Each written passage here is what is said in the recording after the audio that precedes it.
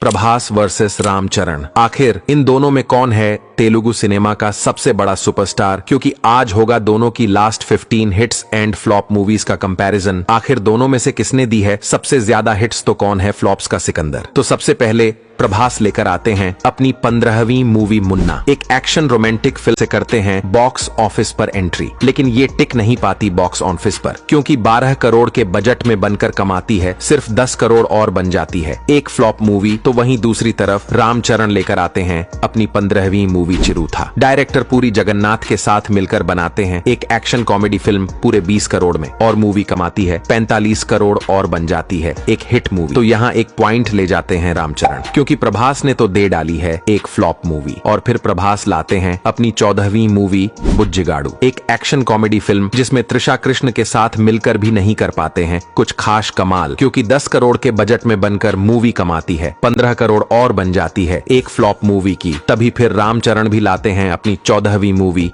मगधीरा, एक action fantasy film जिसमें राजा मौली के साथ मिलकर ऐसा कर डालते हैं कमाल की उड़ा देते हैं बॉक्स ऑफिस के फ्यूज, क्योंकि 40 करोड़ के बजट में बनकर मूवी कमाती है 152 करोड़ और बन जाती है साल की सबसे बड़ी ब्लॉकबस्टर मूवी। तो यहाँ फिर पॉइंट ले जाते हैं रामचरण, क्योंकि उन्होंने दी है सबसे बड़ी ब्लॉकबस्टर मूवी। और फिर गुस्से ही गुस्से में प्रभास लेकर आते हैं अपनी 13वीं मूवी बिल्ला, करते हैं बॉलीवुड मूवी डॉन का तेलुगु रीमेक और बनाते हैं इसे 15 करोड़ में, और मूवी कमाती है 30 करोड़ और बन जाती है एक हिट मूवी। तभी फिर रामचरण भी लेकर आते हैं अपनी 13वीं मूवी ऑरेंज, एक रोमांटिक ड्रामा फिल्म जिससे ऑडियंस होती है ना खुश, क्योंकि 40 करोड़ के बजट में बनकर मूवी कमाती है 40 करोड़ और बन जाती है एक फ्लॉप मूवी। तो यहाँ एक पॉइंट ले जाते हैं प्रभास, क्योंकि उन्होंने दी है एक हिट मूवी। और फिर मन ही मन खुश होकर प्रभास लाते हैं अपनी 12वीं मूवी एक निरंजन, लाते हैं एक action drama film director Puri Jagannath के साथ, लेकिन मूवी का हो जाता है पोपट, क्योंकि 14 करोड़ के बजट में बनकर मूवी कमाती है सिर्फ 15 करोड़ और बन जाती है एक फ्लॉप मूवी। तो वहीं दूसरी तरफ रामचरण भी लाते हैं अपनी 12वीं मूवी रक्षा, एक एक्शन रोमांटिक फिल्म जिसमें तमन्ना के साथ मिलकर करते हैं कमाल, और मूवी को बनाते हैं 40 करोड़ में, और मूवी कमाती है 80 करोड़ और बन जाती है एक हिट मूवी।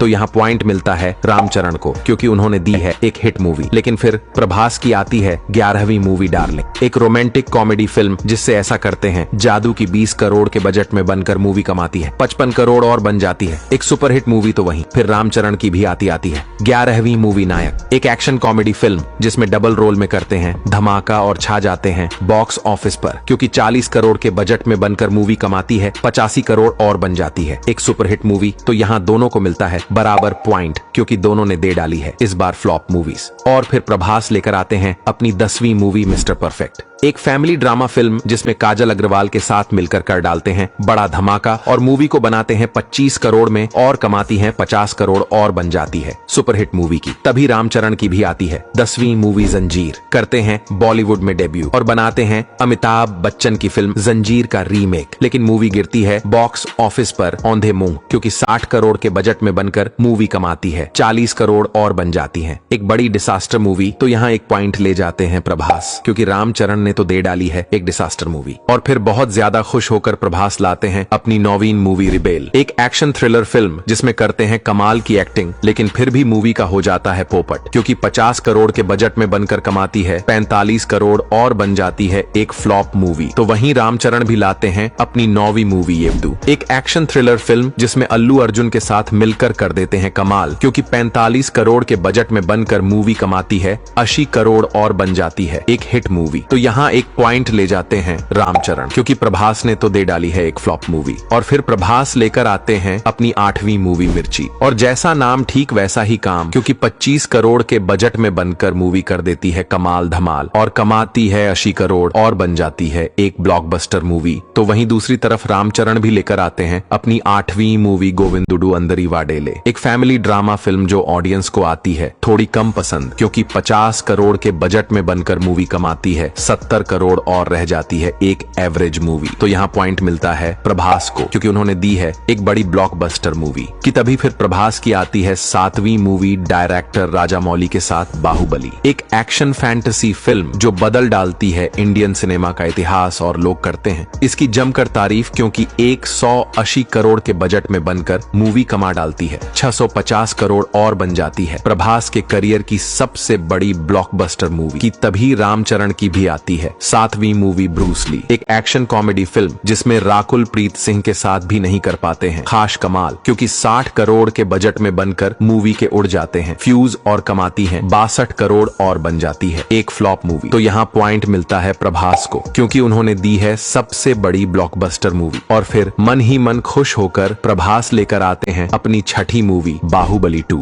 बाहुबली का बनाते हैं सिक्वल और तोड़ डालते हैं बॉक्स ऑफिस के सारे रिकॉर्ड, क्योंकि 250 करोड़ के बजट में बनाते हैं मूवी को और कमा डालती है 1810 करोड़ और बन जाती है इंडियन सिनेमा की सबसे बड़ी ब्लॉकबस्टर मूवी। तो वहीं रामचरण भी लेकर आते हैं अपनी छठी मूवी ध्रुवा, एक एक्शन थ्रिलर फिल्म जिसमें करते हैं कमाल की एक्टिंग और मूवी को बनाते हैं 50 करोड़ में और ये कमाती है 95 करोड़ और बन जाती है एक हिट मूवी। तो यहाँ पॉइंट मिलता है प्रभास को, क्योंकि उन्होंने दी है सबसे बड़ी ब्लॉकबस्टर मूवी। लेकिन फिर प्रभास लाते हैं अपनी 5वीं मूवी साहो, एक प्योर एक्शन थ्रिलर फिल्म से मारते हैं बॉलीवुड में एंट्री, लेकिन कर नहीं पाती ये कुछ खास कमाल, क्योंकि 300 करोड़ के भारी बजट में बनकर भी मूवी कमाती है 400 करोड़ और बन जाती है एक एवरेज मूवी। तो वहीं दूसरी तरफ रामचरण भी लाते हैं अपनी 5वीं मूवी रंगस्थलम, एक एक्शन ड्रामा फिल्म जिसमें डायरेक्टर सुकुमार के साथ मिलकर करते हैं ऐसा कमाल की लूट ले जाते हैं बॉक्स ऑफिस को, क्योंकि 80 करोड़ के बजट में बनकर मूवी कमा डालती है 220 करोड़ और बन जाती है एक ब्लॉकबस्टर मूवी। तो यहाँ एक पॉइंट रामचरण ले जाते हैं, क्योंकि उन्होंने दी है एक ब्लॉकबस्टर मूवी। और फिर प्रभास की आती है चौथी मूवी राधे श्याम, एक रोमांटिक ड्रामा फिल्म जिसमें पूजा हेगड़े के साथ मिलकर करते हैं रोमांस, लेकिन मूवी का हो जाता है पोपट, क्योंकि 250 करोड़ के बजट में बनकर भी कमाती है 225 करोड़ और बन जाती है एक फ्लॉप मूवी। तो वहीं रामचरण लाते हैं अपनी चौथी मूवी विनया विधेया रामा, एक एक्शन ड्रामा फिल्म लाकर सोचते हैं कि इस बार भी तोड़ूंगा बॉक्स ऑफिस के रिकॉर्ड, लेकिन मूवी गिरती है बॉक्स ऑफिस पर औंधे मुंह, क्योंकि 90 करोड़ के बजट में बनकर कमाती है सिर्फ 98 करोड़ और बन जाती है एक फ्लॉप मूवी। तो यहाँ दोनों को मिलता है बराबर पॉइंट, क्योंकि दोनों ने दे डाली है इस बार फ्लॉप मूवीज। लेकिन फिर प्रभास लाते हैं अपनी तीसरी मूवी आदि पुरुष,